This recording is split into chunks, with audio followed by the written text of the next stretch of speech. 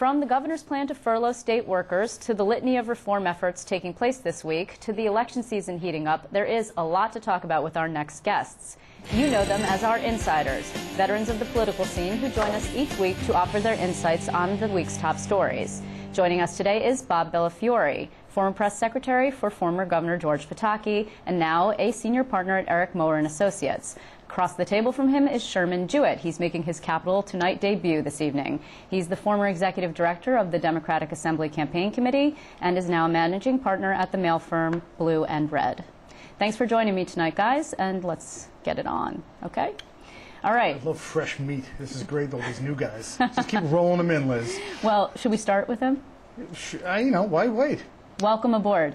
Thank you very much. Now, Bob actually promised to be gentle with me this evening, but, okay, well, I we'll expect no quarter from you, Liz. We'll start with an easy one. Okay. The governor today said, yes, he is indeed going to include those furloughs into the budget extenders. What is this? Is this some kind of forcing their hand? That's what he hopes? Or is this actually illegal and it's going to blow everything up?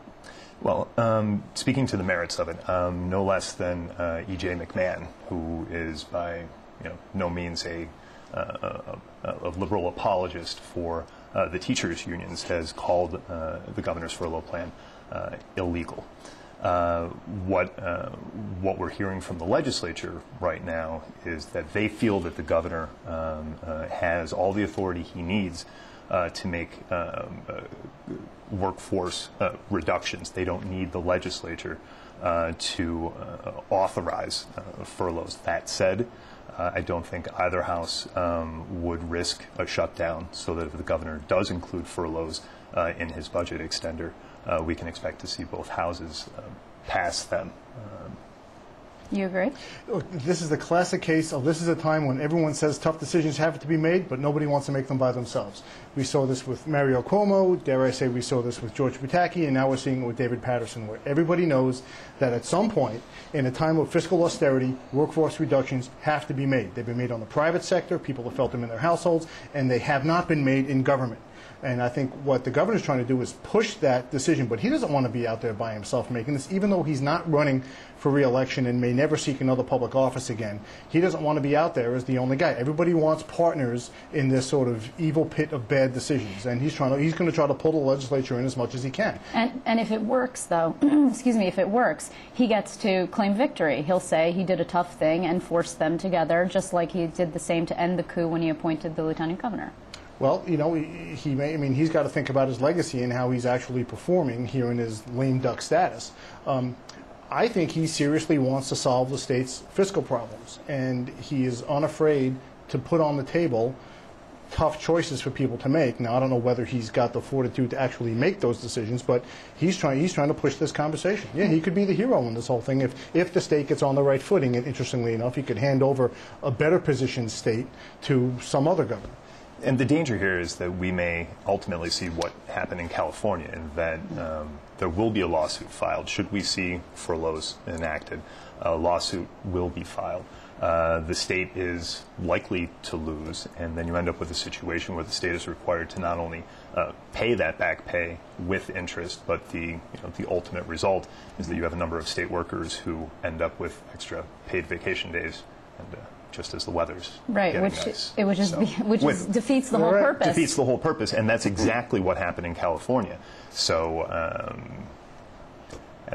will it get a budget deal, though? Because that's the whole point, right? The point is forcing them to make this difficult decision, and in hopes that it's going to ratchet up the negotiations and that they actually get a deal. So, might it work? Is the question. I've seen time and time again with any host, any number of issues over the years of, this is an absolute deadline. The legislature must do X, and folks will sit back and cross their arms, and deadlines. Right. These are lines in the sand that are drawn 2 inches from shore. So the water's going to come in and wash them away, and there'll be a new line in the sand. So, right, okay. But here's the problem also. A lot of posturing going on this week also with charter schools, right? We saw this sort of weird one-house bill that passed actually last night, 45-15. What was going on there? I mean, what's that about? It's like tossing a hot potato right back to the speaker who, well, you worked on that side, is not really happy with hot potatoes.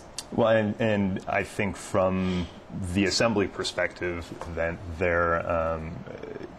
they didn't feel that there was a lot of communication from their partners in the Senate on this issue. The vote itself, I think, is illustrative. You had 45 to 15 vote. The 15 no votes on charters, 13 Ds and 2 Rs, but that's a good half of the Democratic majority and the vast majority of the Republican minority in the state Senate. And I think that it has to be worrying to the teachers' unions. That said, the Assembly did pass a bill to lift the charter cap earlier this year, and they included in there a number of provisions that a majority of that conference, the Assembly Democratic Conference, wanted to see. Things like seeing more openness and transparency in charter schools, opening their books to the comptroller's office. These are state tax dollars we're talking about, after all, so that there is a greater level of scrutiny there. And also there's some real concerns about charters reflecting the community, specifically with English as a second language. Yep. And disability, students with disabilities, that the school districts feel like, the public school districts feel like they're carrying a heavier burden instead of the charter. So there's some real concerns. But is it really about that, though, or is it really about politics? Oh, I think it's mostly about politics, and I think the other stuff is covered. A moment of full disclosure. I worked on Governor Pataki's staff on the working group that wrote this law and helped get it passed. I used to work at SUNY, where I was the head of the institute that authorized charter schools, and now in my day job, I work with a good number of charter schools on their communication strategy. So let's have that all on the table. I am not dispassionate about this by any personal means, political means, or commercial means. Thank you for that. And this moment brought to you by Bob's conscience. If Sherman wants to talk about transparency, I am all about transparency. Okay, so talk about the politics of it. This is a difficult political. The beauty of charter schools as an issue was that it was pushed by conservative Republicans nationally, with support from no conservative Republican in Washington, Bill Clinton. And it was an issue that conservative Republicans mostly created and pushed that completely benefits urban minority Democrats. And that's the difficult position that you've seen members of the Senate majority in, is that they are longtime dear friends with the teachers unions, as teachers unions are friends with they support, right? What party do the teachers unions support? The Incumbocrats. Right now, the Incumbocrats happen to be Democrats in the Senate. Long, dear friendships that they need to retain their slim majority in the Senate, but their constituencies overwhelmingly support charters in massive numbers. That's why there was such long waiting lists. So the Democrats in the Senate are in a very difficult political position. The Assembly Democrats are not in the same difficult political position because their majorities, they run the House by 6,000 seats. So there's no chance in any of our lifetimes they'll ever lose the majority. The Democrats in the Senate are in a different spot. Make it quick, because I want to get one more in. Okay, yeah, and I think you illustrate a very important point when it comes to the divisions within the Democratic Party, with the Assembly Democrats gravitating towards the teachers union and the Senate Democrats being sort of split. You mentioned before the Incumbocrats, where the teachers unions essentially supported the majority Republicans in the Senate and the majority Assembly Democrats. There's a lot of members, Democratic senators in that body, who have gone there without the support of the teachers unions, and I think that is, at sort of what's at the core of those divisions. When you talk about the teachers union, you're talking about one of the biggest special interests in Albany. I mean, let's just be unions in general, organized labor, special interest public in employee Albany. unions. The private sector unions don't have that much clout in Albany anymore, but it's really the public sector unions, like teachers, hospitals,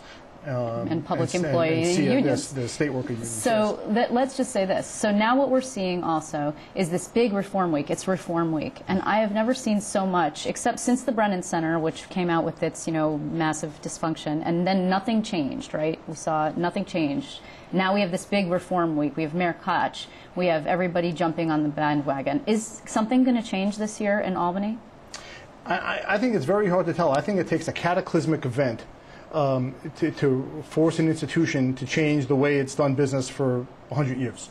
And, maybe Senator Bruno's conviction was I think everybody thought it would be a cataclysmic event, and it really hasn't been. Right. And then they thought Hiram Monserrat would be a cataclysmic event. Well, maybe not so much. And then maybe Pedro Espada would be a cataclysmic event, and maybe not so much. So it's hard for me to see what's the big external event that compels the legislature to change the way it does business with itself. Last word, and make it quick. Yes, I agree. Yes, I agree with Bob.